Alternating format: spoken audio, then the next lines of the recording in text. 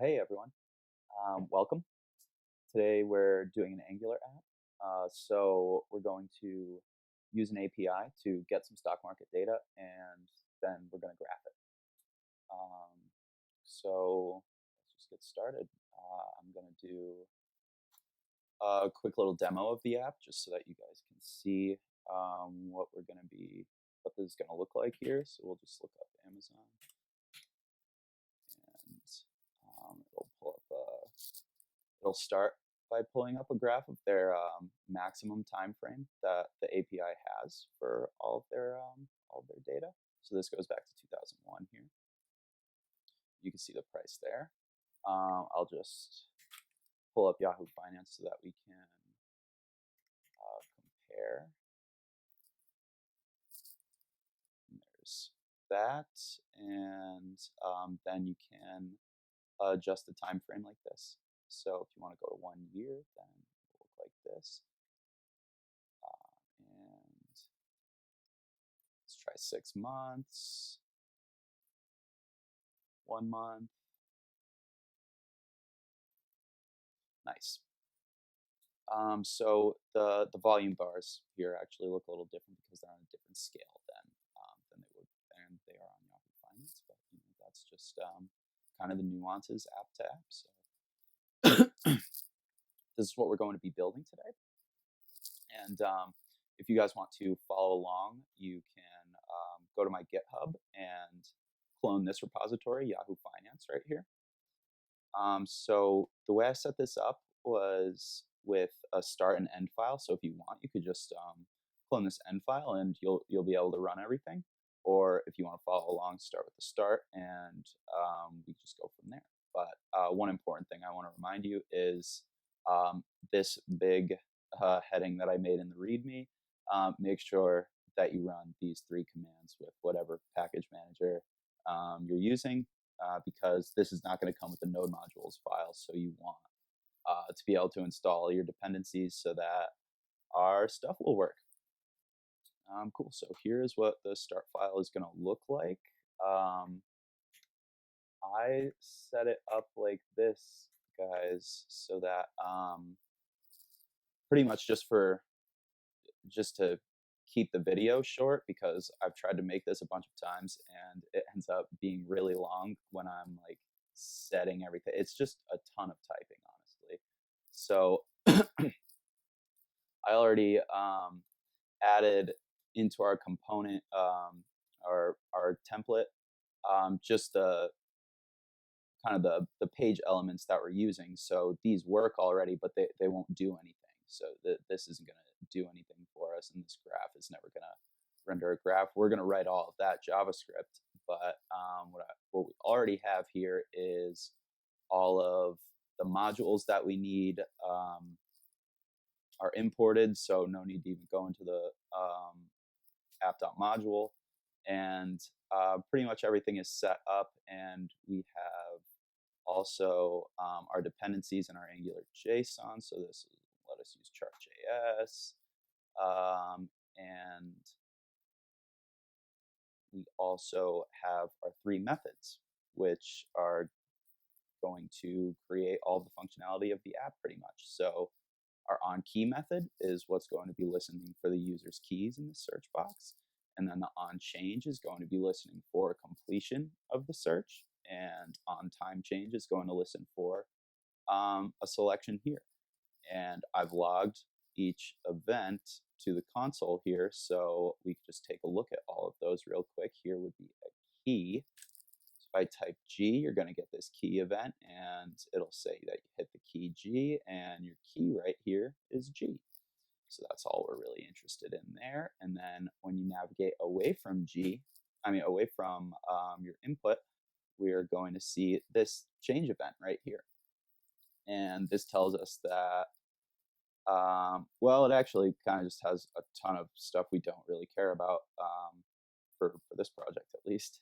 And then in the source element, all the way down here, we're going to have our value, which in the box at the time that we navigated away was G. So that's helpful because we are going to need that to query the API and do our get request.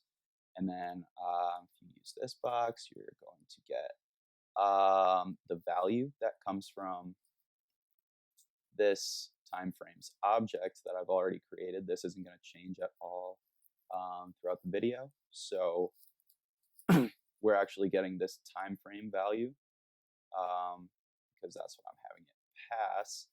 And this select box is bound to this timeframes object in our template. So here is our select box, and the on time change is bound to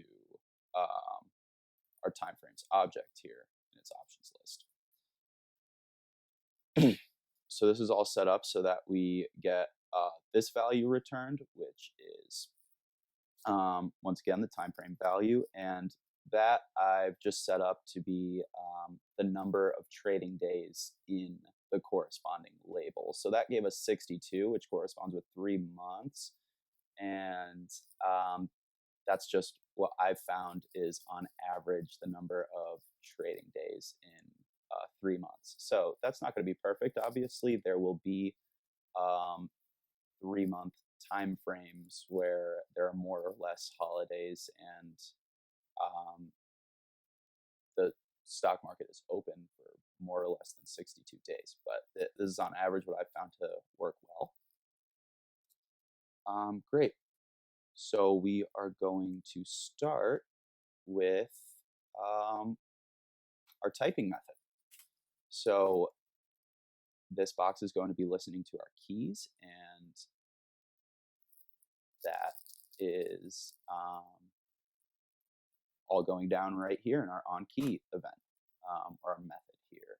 So that passes the key, and what we're going to want to do is each time we get one of those events, take the key and start forming a string with it, because the user is going to be searching for a company's name, and we don't want just that one key. It doesn't really have much value to us, but if we take all of the keys that they're hitting and form a string, then we can start to guess what they're actually looking for.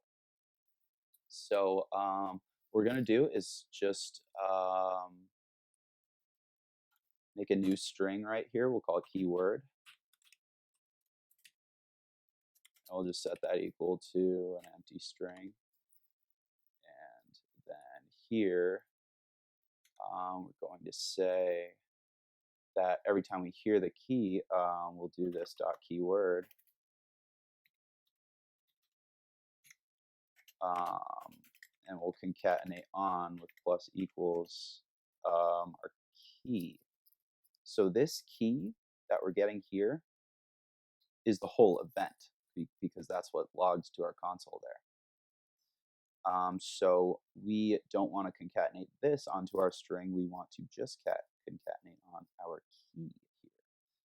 So we can do that by saying key, and then we're going to give it the argument key.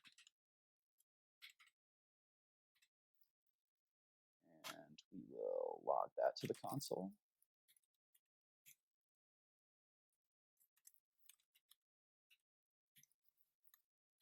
And we'll check that out now.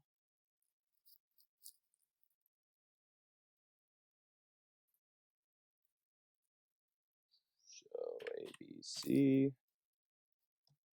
And we get our keyword continuing to build.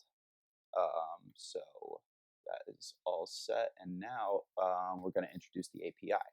So what we want to actually do with this keyword is pass it into the API as a search term so that it can return to us the data that it thinks the user might be trying to get. So here's the API. It's called Alpha Advantage and Alpha Vantage, and you guys can click here to get your free API key. I'm just going to use mine in this video, so use that if you want, but you'll find that it won't be that efficient. And they have here are all the endpoints right here. So they have a ton of stuff in here. You could actually get some crypto data, technical indicators. I haven't done anything here yet, but I'm definitely interested to. So here's all of our stock endpoints, and we're going to be using this search endpoint for our search bar. So down here is how you can demo it, but it tells you kind of all the parameters you have to use. And this will be the response from the API. So all we're really going to need is this URL, and all we're really going to change is this keywords parameter right here. So this is what response we would get if the user had typed BA. So Boeing, Bank of America, Alibaba, all of these are good guesses for the string BA. So let's copy this guy and go into our service, which is in the services folder. And this is really just going to be a group of methods. So we'll call this one search. And from that, we're going to get a keyword.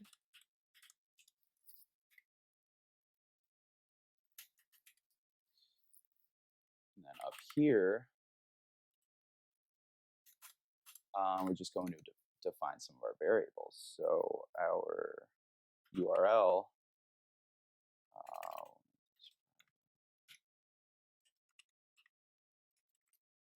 and set that equal to what we just copied there. And then we're going to break this up so that we can include our user's term. So take this portion out. And then we will do another one of these.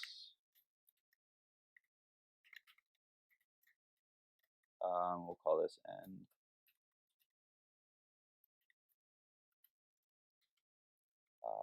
Then we'll set this guy equal to what we just took out of the back of that last one. Did I not copy that right? Just take it from here. So you don't need this BA. So just take everything after that, which is just your key.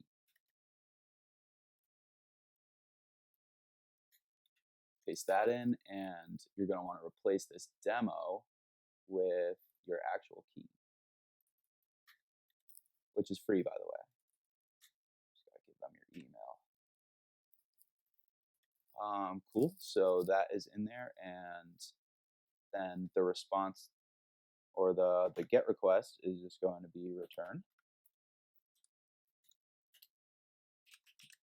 This.htp, we actually have to set up a constructor here. So let's do that so that we can use the client. I already imported the HTTP client for us, but we've got to set up a constructor. Oh, I actually just downloaded this snippets plugin. Does it have a constructor snippet? Yeah, so that's cool. Yeah, download snippets, guys. It's a good plugin. And that is going to take in private HTTP, and then you'll call the client.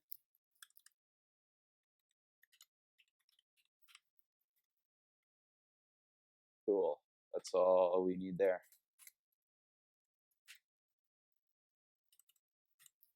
So we're in our method, we're returning this HTTP .get. So there's a GET request. You got to give that a type. We're just going to give it any. You guys can obviously set up some models or interfaces if you want to like match the response's type. And then we have to feed it our URL here. So that starts with, we'll do some backticks. This is going to start with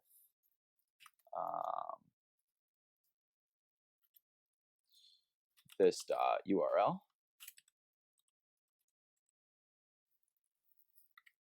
And then we need 3 more of these, or 2 more of these. So the last one is this dot end URL.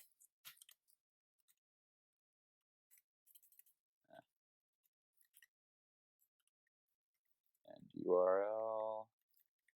And then this one. Okay, yeah, you're gonna want to spell that right. Nice. And then this middle one is our user input. So that's what we're getting passed in from the method. So we will just say keyword. And this wants us to give it a type. It's a string. So we're getting a little underline. Cool. So that method is set. And then in here, we're going to constructor in here. No, so we're going to need a constructor in the app component too. Kind of the same deal.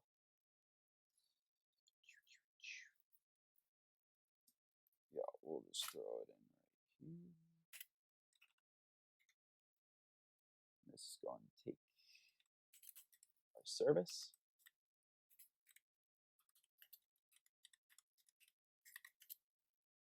Did I import that? You need to, yeah, we're going to have to import. Maybe it'll just do it for me, actually. You got to import the service that we just started, which is called what? Finance service. I guess I typed service when I when I generated that with the CLI. So we'll say finance. Yeah, there it is. Finance service. So yeah, if you just use the IntelliSense like that, it'll import it for you. So we got that now. And yeah, this guy is gonna be all set. So now we can access those, or that method that we just created. So when we get our keyword, we want to feed it into that method. So we're going to say this dot service dot search. There's our method right there, and that is going to take in this dot. Wow, I really can't hit that S today. This keyword. Nice, and then we subscribe to the service, which is going to have an arrow function. We will just call this data, which is what it's going to give us, some data. And for now, we will just console log our data.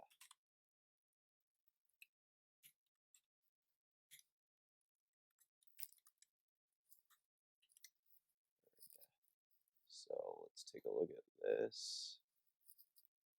Make sure we're getting a response from the API that will show up here, hopefully. So if we just type one letter A, there is our API response from best matches. And it's going to have, AT&T, Apple, Amazon, all these A companies. Continue typing. You got AS. You have some new best matches. AS, some companies with AS. ASML Holdings, sure. So yeah, that's how we get that from the API. But what we want is to map those to our options right here. So we want that to show up as an IntelliSense so that the user can just choose from this list once they see what they're looking for. So right now this is just value name because in our app component here, I've just thrown into the value, and the name. So what we're actually going to want to do is create an object in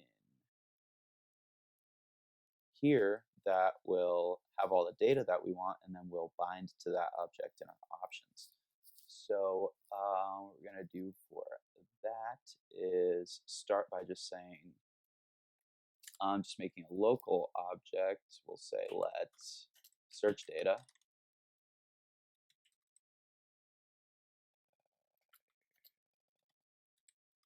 Data, and we're just going to go to best matches because this isn't like the best format, so we're going to like strip out this layer so that we can just get to this object here. So best. Nice.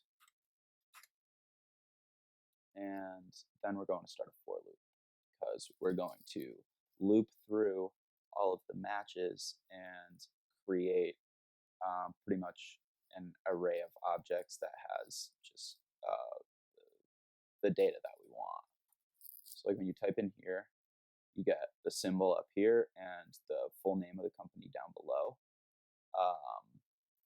But this response has pretty much a ton of stuff we don't care about. So we only want this name and symbol. We'll make a new object for that. So you can define that right now. Actually, we'll just say search results.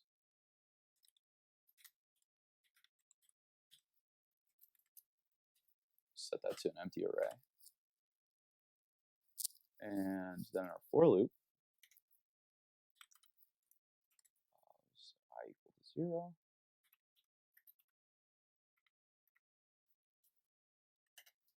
We're going to say I is less than search data dot length.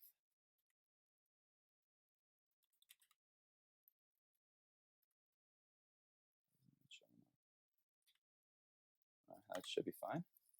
And then increment by 1.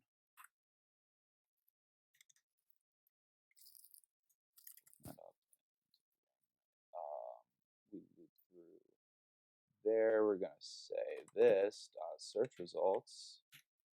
So that's our object or our array that we made up top, and we're going to push, which is how you add a new element to an array. We're going to push an object literal to it, and that is only going to have the two things that we need in here. So those are going to be called symbol.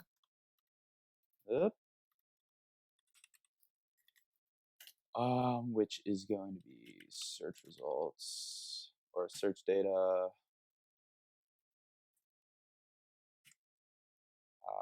The index of I, and then our name here, which Alpha Vantage definitely does this just to mess with developers, but the name is 1 space symbol. And then our other key pair is going to be name. And we're going to give that pretty much same deal here. Except to name.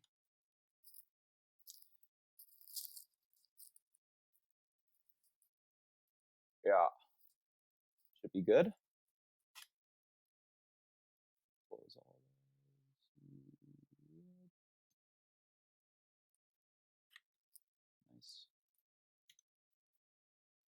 Nice. So then we'll look at our search results.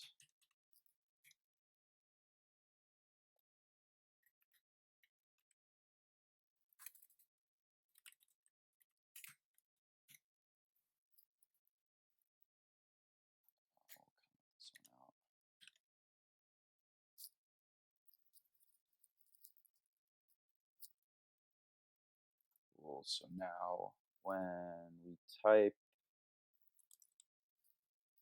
it'll loop through and give us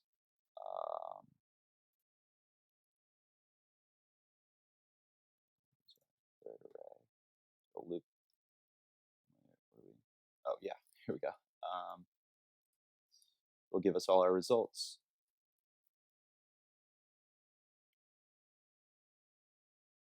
And this only has symbol and name, so that's nice. So now we want to take those two keys from the object and add it to our options. Cool. So we're going to do that in the template here, and we're just going to, in our value, bind to, this is how you bind with Angular. This is kind of like mapping in React, but it's like in a different file. So we're just going to say, actually, we need to start with our loop. See, this is how it's different from Angular, because you just map in Angular, but here, I don't even know what these are called, but Angular has these template loops that you can make that are called ng. So this will be for a for loop. We're going to say ng for let result of, you just got to make sure this is spelled right from your component. So our search results, that's case sensitive. Let result of search results, and then here we'll just be able to say result dot symbol. And same thing here. Result dot name. So I think we should be all set with that.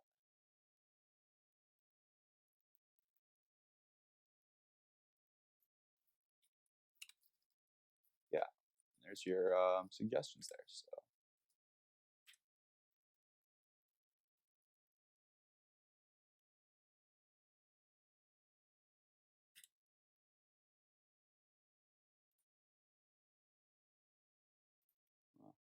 what's going on there? So here we'll see that eventually the API will kick you out because you're using it too much.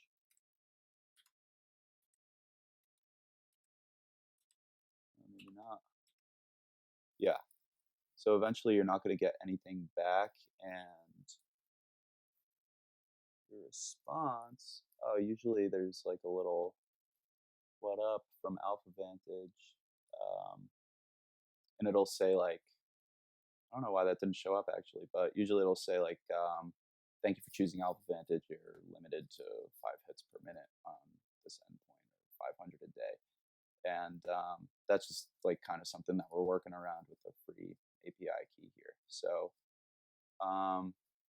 cool, we got that. And now when we set off the change event, we want it to take what we chose, and we had in here Apple.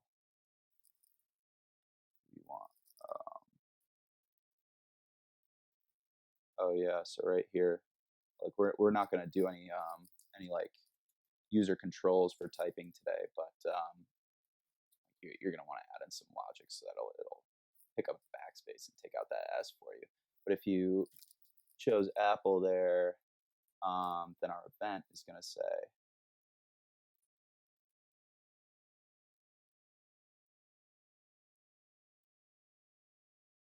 where's this guy?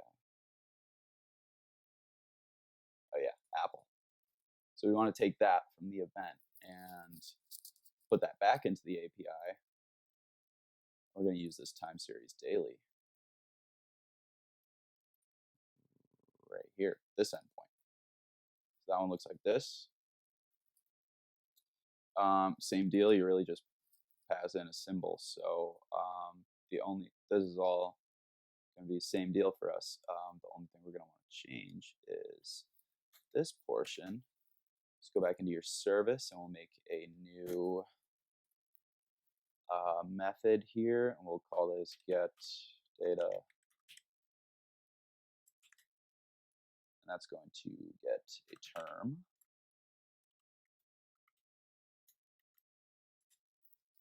We'll make another one of, we'll start by just pasting in our string here, and then make another one of those. We'll call this data URL.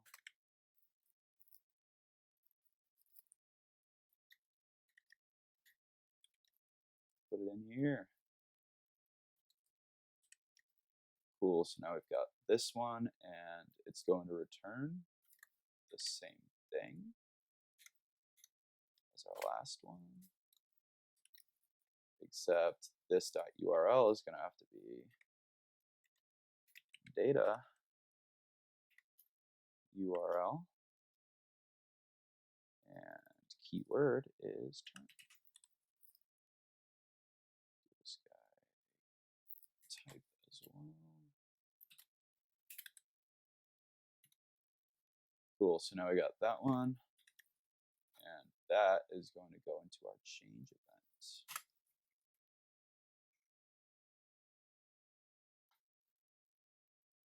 And I think we can just right away start with our methods. So we'll say, again, this service dot get data, and this one's going to get our event. Kind of same deal as the keyword. We're going to take source element.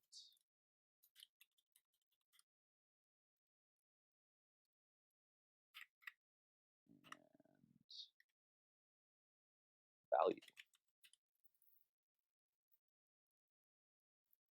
I believe. Yeah, that should be good. Subscribe.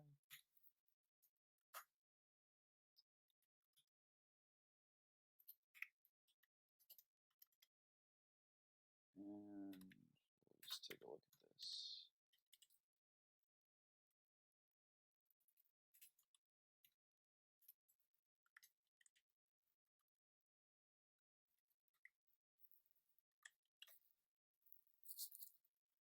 This might not be right. Let's see what we get. Do a change. Oh yeah, cool. So here's our response. Just like this, or this. And it gives you this metadata, which just has your symbol and, oh wow, this one doesn't even tell you the name of the company. Symbol M is Macy's. And then your time series is, I think by default, it's 100. Yeah, it's 100 days worth. But gives you this all keyed by the date. So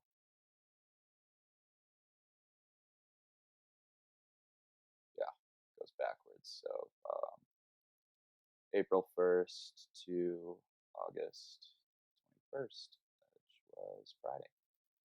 Recording this on Sunday. And that day we have just these 5 points: the open, high, low, and close, and the volume.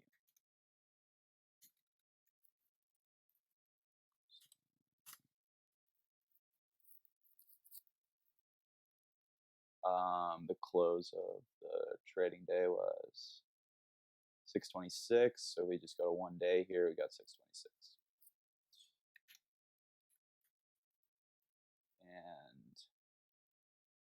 And we're gonna loop through all of this like we did with the search results, and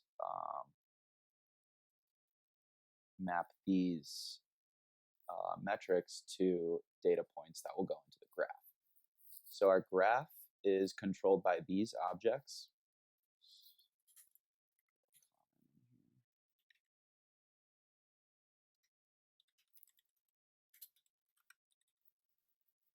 which is chart options. We're never going to touch this. This kind of just sets up our two y-axes because price and volume are going to count on two different axes because they'll be different numbers.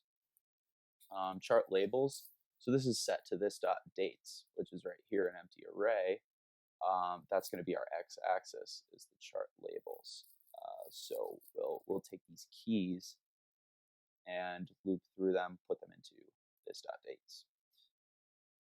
And then chart legend true. This actually we don't even need. You could have just, these are all bound to this canvas in the template. So legend is bound to chart legend. I guess you could have just put in, you could have just typed in true right there. You don't even need this thing in the component. And then chart data is an array of two objects. So the first object is for price, which we give it type line because this turns the chart into a hybrid chart. The chart type is set to just bar in the canvas because you can only set it to one type, but if you just have multiple data sets and then give another type, it'll make it a hybrid chart. You can do bars and lines like you guys saw. And then the second object is the bar data for the volume. So this, you define the axis here. That's why we had to do this with the chart options. But our two arrays there are line data and bar data. Boom, boom. So we're going to take those and loop through each of these objects and map those. So let's get going. We're going to start by setting up a for loop, which actually before we even loop through, we can just set this dot dates equal to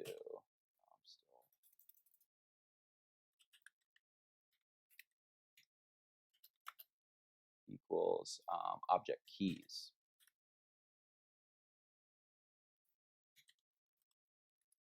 So object keys will just, whatever object you give it, it'll just take it and give you all of these. Like all these purple values they're purple because they're keys. So you can strip those out with this keys method here. So we'll say object keys data, and we want the time series daily object. They really kill you on the naming right off advantage. So we'll give it that, and that will actually be fine. So even when we just do this, we should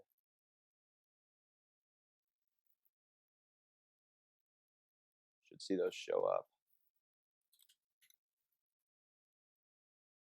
No, never mind. We have to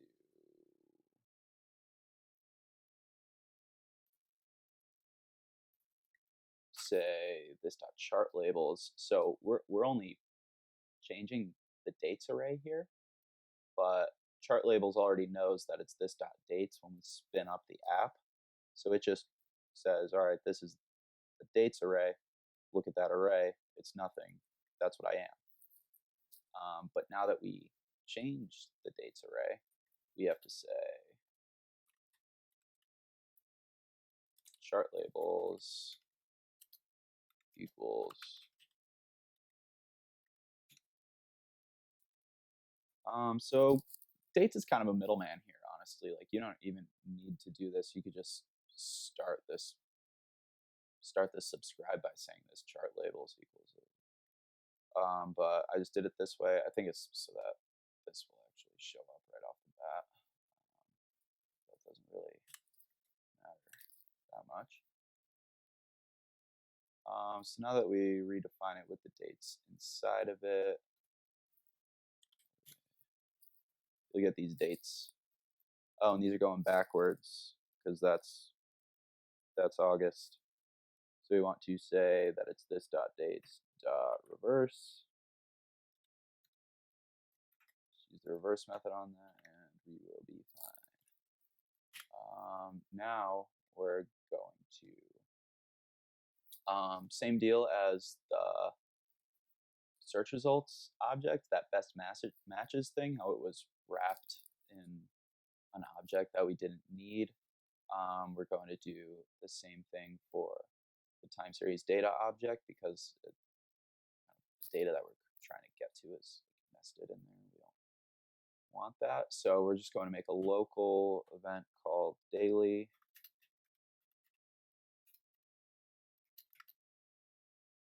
And we're going to start with this object keys again. But we're going to take the object keys and then map through it. So we're going to say for each key, map through that object. And map just takes a function that we're going to say we want data time series daily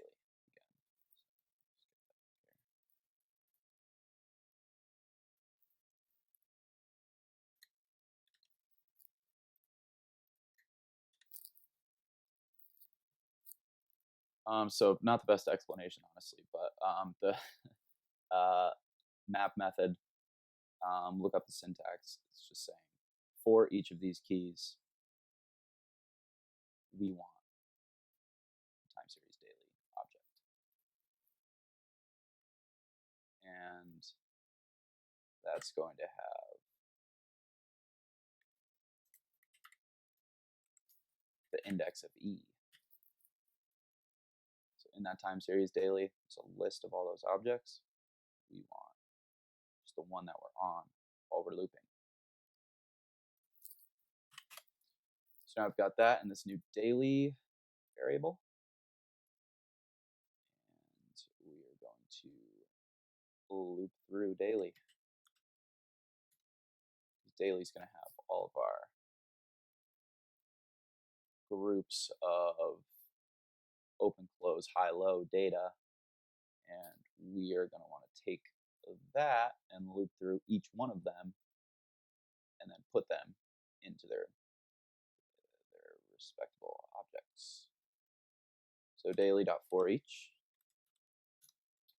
For each, we're just going to give it our function. And we'll give that the day that we're on. We're going to say, I'm actually going to create two more variables up here. So we're just going to say let line.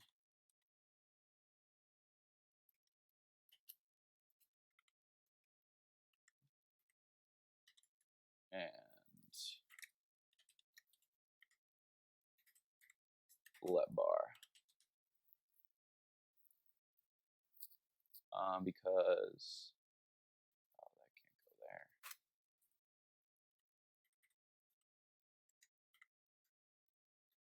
Yeah.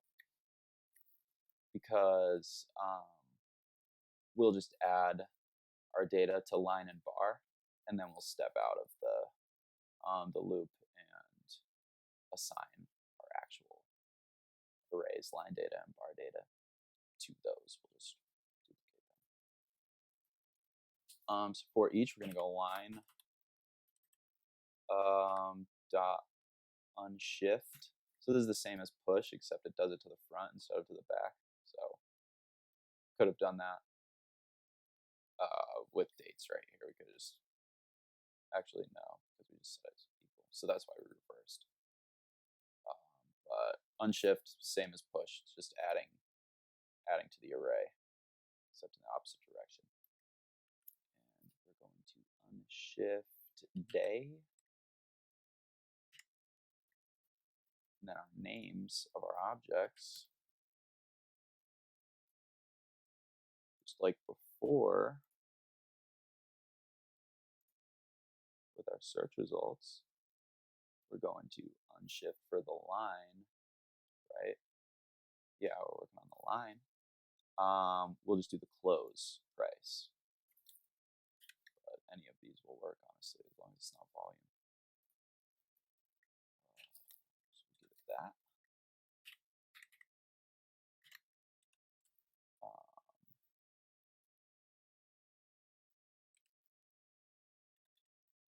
Get another one of those, and we're going to give it 5 volume. And this one's going to be bar.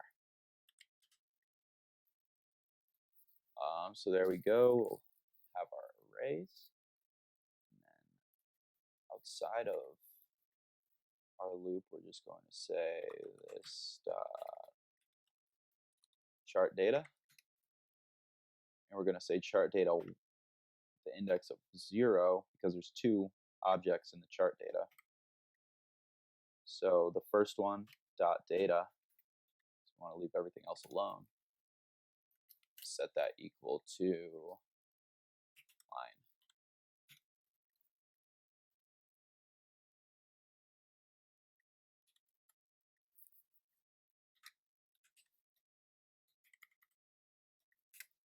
And then for the second one, dot data, set that to bar. And we are also going to grab just the length of line and bar for our line count variable, because that's going to help us. We go try to change the time frame after this. So we're going to say this dot line count, which we had up there already, equals bar dot length. I'll do -1 too. I'll explain that. Cool. And we're also going to set our first 2 arrays, line data equal to line, just in case we need them. But this will work just fine for what we're doing right at this instance.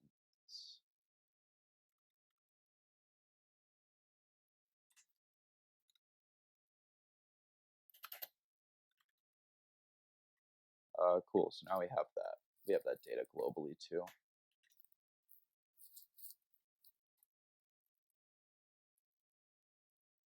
And we search a company. Let's try MasterCard.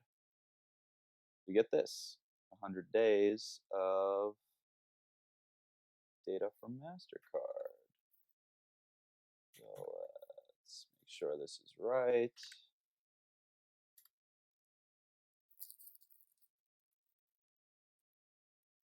$337.10 right there. What's going on? Oh. Yeah, this is like 100 days, so 3 months.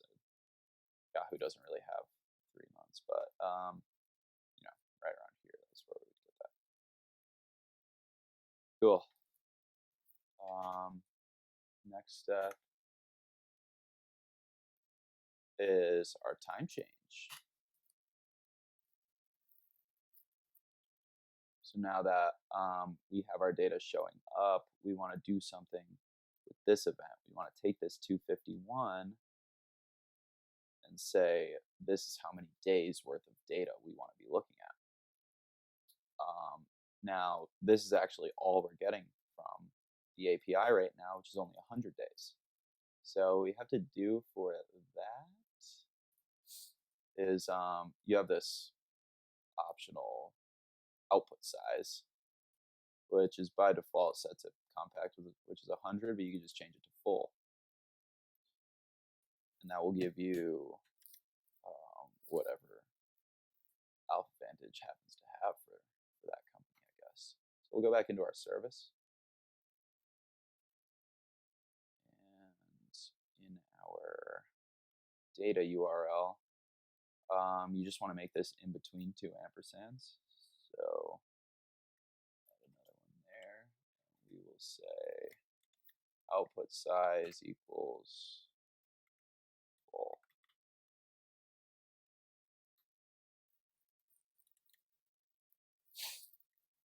So this will actually work right away. We'll just get like the full amount of data for whatever company we're looking at.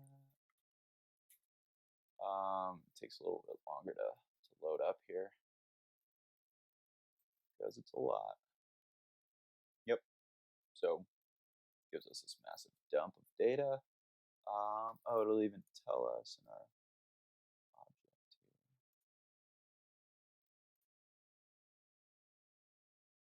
here. Yeah, you see it doesn't even want to load up. It's big. Oh, it's freezing me up here.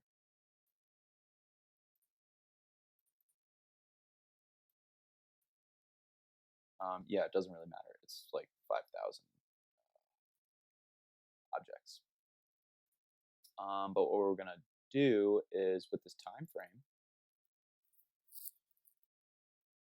we are going to loop through the 5,000 or really whatever number of rows that we get, and we're going to loop through it only this many times. So in case where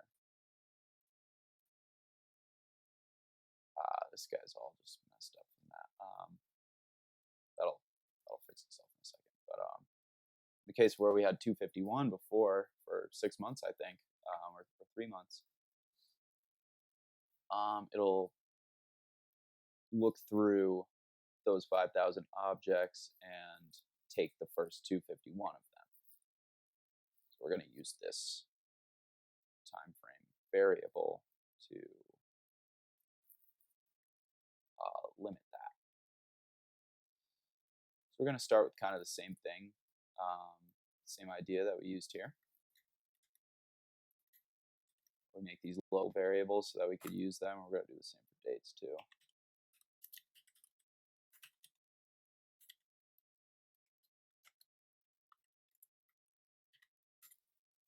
And then we're going to say for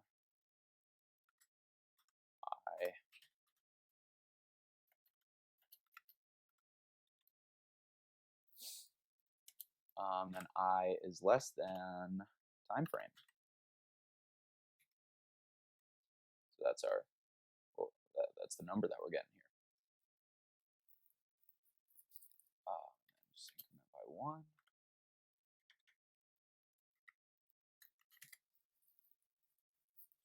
And then we're going to say dates. We're pretty much just going to loop through these objects that we made in the change method that has all of the data in them. So that'll be our source of truth. And then we'll be able to do whatever we want with these ones. But line data and bar data, they'll always stay the biggest set so that we could keep changing the time frame and it'll always have that source of truth. So we'll just say dates dot unshift. We'll give it this dot dates.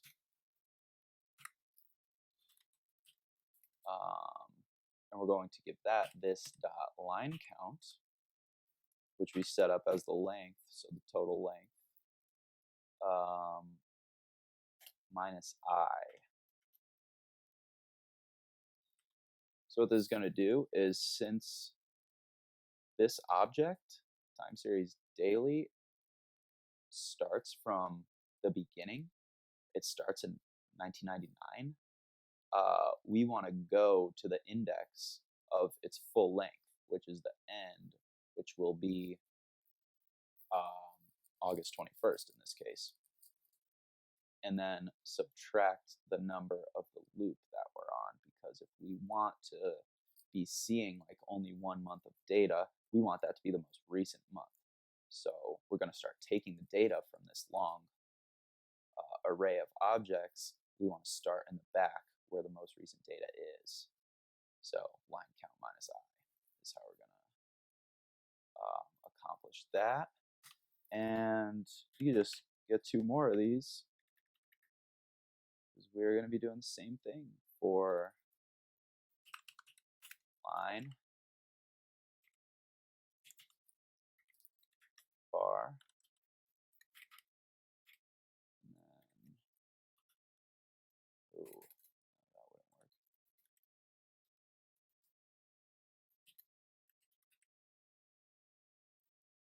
Yeah, bar data, and yeah. Cool, so that will get us our new arrays with the right amount of data, and we will then just go through the same thing of this chart labels equals dates, and this chart data one or 0 for this one, dot data equals line,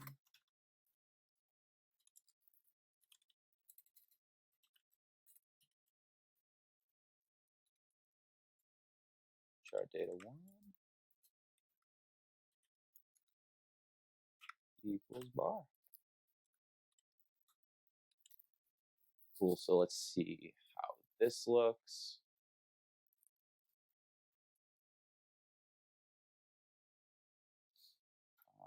This time we'll pull up Apple.